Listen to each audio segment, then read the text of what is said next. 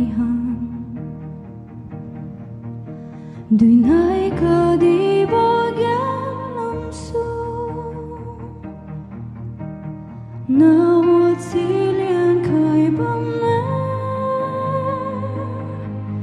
asyo hina sinakuwe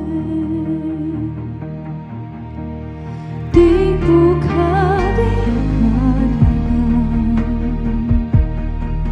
nagudasi bolong sa isi namun jiwa tupoy bang sao khai rabo mamhay nangin along sinh liu na lang di khai kam ne along sinh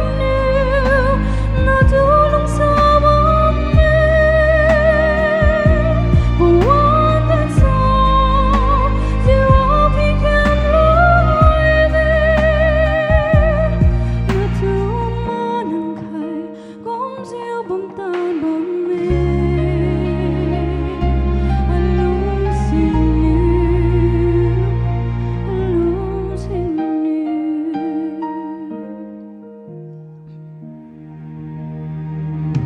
mahirap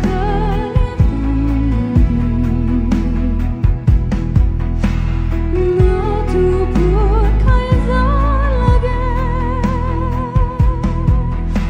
kasado ziltari bami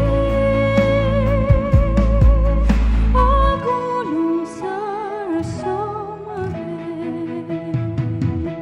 along siniw na lagdi kay kami along siniw na tulong sa mami buwan bansa diwa bigyan luwede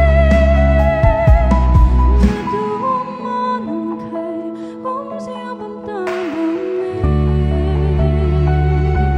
along siniw tingin dito simbang bibihagi tingkap dapat tinulong siya halagi bihagi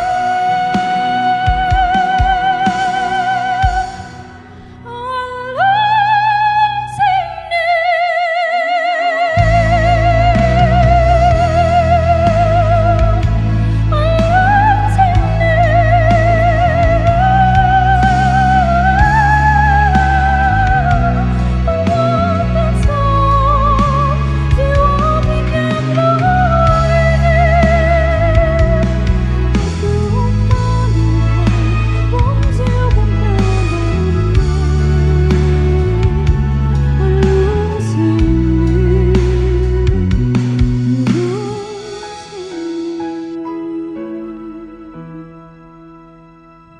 may duton ko deh.